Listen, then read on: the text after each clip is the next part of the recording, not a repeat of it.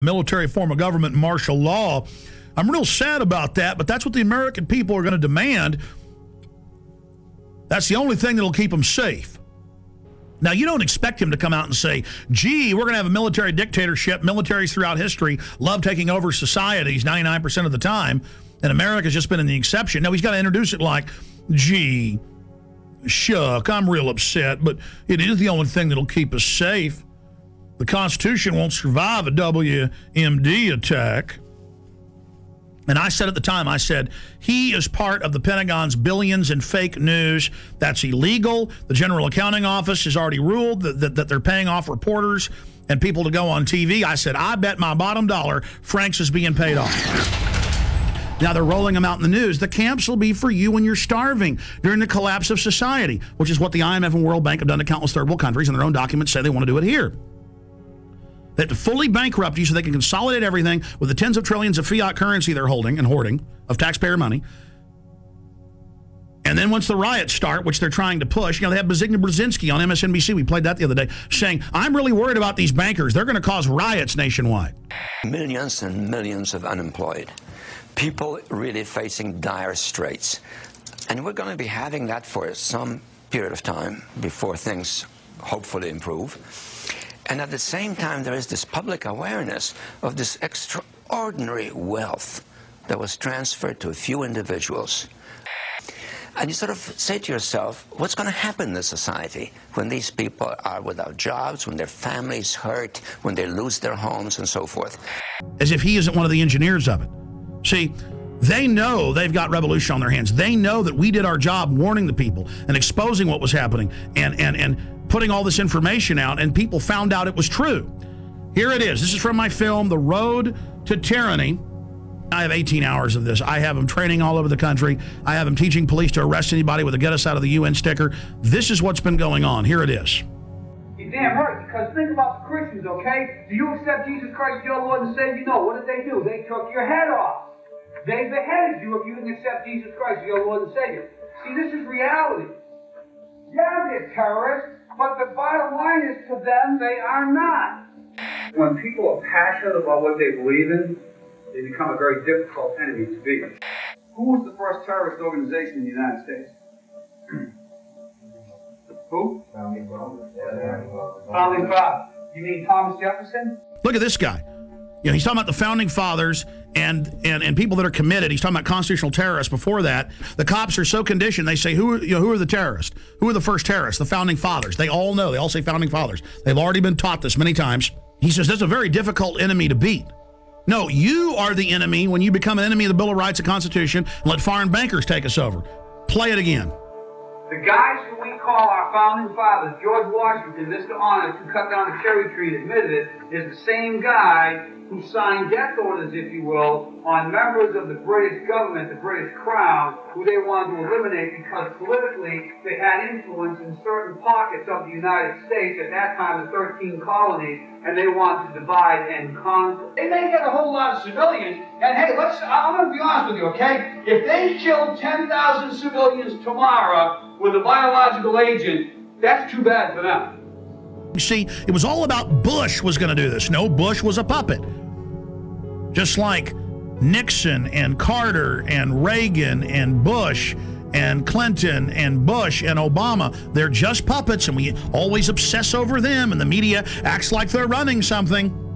It's the executive power held by the National Security Council. In fact, 3 weeks ago, they had an article about General James Jones and the National Security Council saying they've now taken over continuity of government, even from the executive and Homeland Security, and that this private group runs it all. And then General Jones was in the CFR website writing, I take all my orders from former national security heads, Henry Kissinger and the CFR. I mean, that's why in the last week there have been 4 mainstream news articles that we posted at Infowars.com and PrisonPlanet.com with Bilderberg group members like Etienne Davignon, the chairman of Bilderberg, saying, we set up the European Union, we set up the G20, we've set up the New World Order banking system. I mean, now they're openly bragging it's world government and they run it. But it is the awareness itself that will drive the change. And one of the ways it will drive the change is through global governance and global agreements. But the many business leaders who have been present here are among those taking leadership in other ways. Yet these problems can be overcome by a joint effort in and between our countries. 2009 is also the first year of global governance, with the establishment of the G20 in the middle of the financial crisis. The climate conference in Copenhagen is another step towards the global management of our planet. This is collective action, people working together at their best. I think a new world order is emerging, and with it the foundations of a new and progressive era of international cooperation. And then if I dare talk about it, they go, oh, shut up, Jones. You crazy nut, none of that exists. And if you talk about it, you're going to cause violence. Just give in to the New World Order, roll over to it, hand your guns in.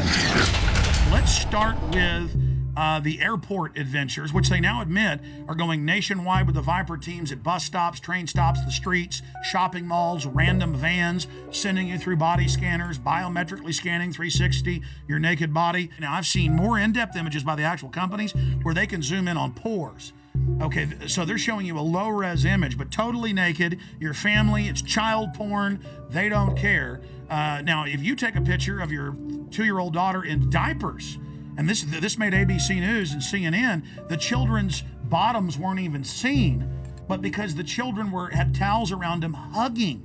That was a 3-year-old and 2-year-old. They were arrested. Their children were taken. So that's things that aren't bad are called bad. But then the government recording your naked wife, you, your children, and now they're going in at all major airports, 214, and their people in Houston are being forced through them. But people are refusing and saying, no, you perverts, you're not going to do that. So Aaron Dykes and Rob Dew, back from 6 days of adventure with the police state in Canada and the U.S.